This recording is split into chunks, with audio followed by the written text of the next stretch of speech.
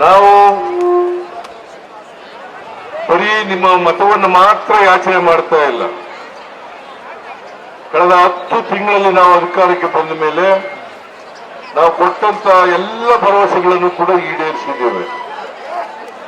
ಎಲ್ಲ ಭರವಸೆಗಳನ್ನು ಕೂಡ ವಿಶೇಷವಾಗಿ 5 ಗ್ಯಾರಂಟಿಗಳನ್ನ ನಾವು ಅಧಿಕಾರಕ್ಕೆ ಬಂದ ತಕ್ಷಣ ಜಾರಿಗೆ ಕೊಡ್ತೇವೆ ಅಂತ ಹೇಳಿದ್ದು ನಾವು ಈಡೇರಿಸಿದ್ದೇವೆ. ಕೊಟ್ಟ ಮಾತಿನಂತೆ ನಡ್ಕೊಂಡಿದ್ದೇವೆ.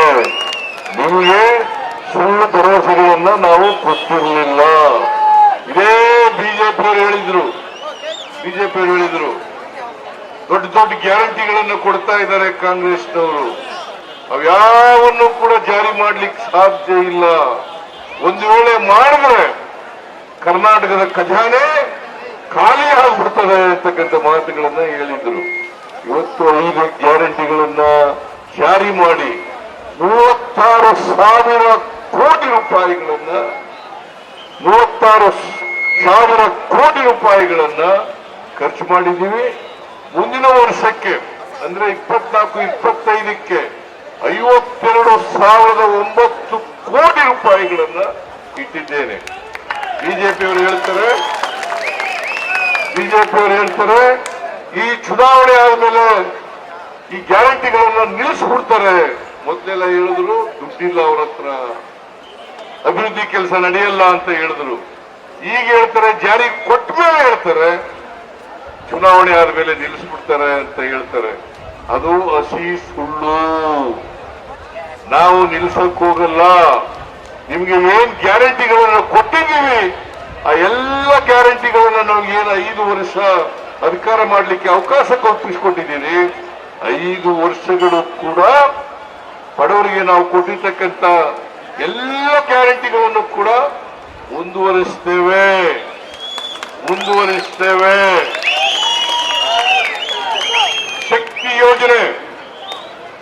ಶಕ್ತಿ ಯೋಜನೆ ಉಚಿತವಾಗಿ ಸರ್ಕಾರಿ ಬಸ್ಗಳಲ್ಲಿ ಪ್ರಯಾಣ ಮಾಡೋದು ಮಾಡ್ತಾ ಇದ್ದೀರಾ ಇಲ್ಲ?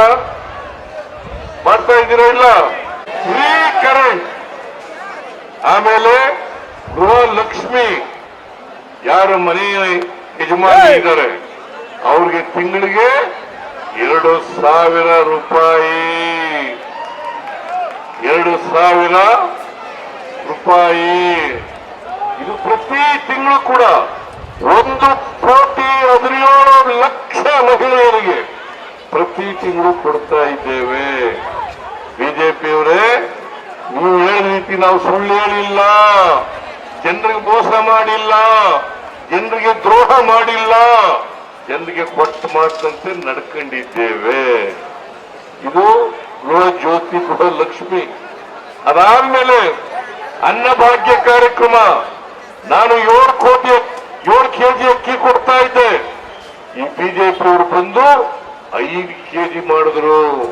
ನಾನು ಮತ್ತೆ 5 ಕೆಜಿ ಕೊಡ್ತೀನಿ ಅಂತ ಹೇಳಿದೆ. ಆದ್ರೆ 5 ಕೆಜಿ ಕೊಡ್ಲಿಕ್ಕಾಗಲ್ಲ. ಅದ್ರ ಬದಲು ದುಡ್ಡನ್ನ ಕೊಡ್ತಾ ಇದ್ದೀವಿ. ಯಾಕಂತಂದ್ರೆ ಈ ಬಿಜೆಪಿಯವರಿದ್ದಾರಲ್ಲ, ಮೋಸ ಮಾಡಿಬಿಟ್ರು ನಮಗೆ. ಮೊದಲು ಅಕ್ಕಿ ಕೊಡ್ತೀವಿ ಅಂತ ಹೇಳೋರು, ಆಮೇಲೆ ಕೊಡಲ್ಲ ಅಂತ ಹೇಳಿದ್ರು. ನಾವೇನು ಪುಕ್ಕಟೆ ಕೇಳಿರ್ಲಿಲ್ಲ. ಅವ್ರಿಗೆ 1 ಕೆಜಿಗೆ 34 ರೂಪಾಯಿ ಕೊಡ್ತೀವಿ, ಕೊಡ್ರಿ, ಬಡವರಿಗೆ ಕೊಡ್ಬೇಕು, ಬಡವರಿಗೆ 3 ಹೊತ್ತು ಊಟ ಮಾಡಬೇಕು, ಅವರು ಯಾರು ಹಸಿರು ಮಲಗಬಾರದು ಅಂತೇಳಿ ಹೇಳಿದ್ರು. ಆದ್ರೆ ಈ ಬಿಜೆಪಿಯವರು ನಮಗೆ ಮೋಸ ಮಾಡಿ ಅಕ್ಕಿ ಕೊಡ್ಲಿಲ್ಲ.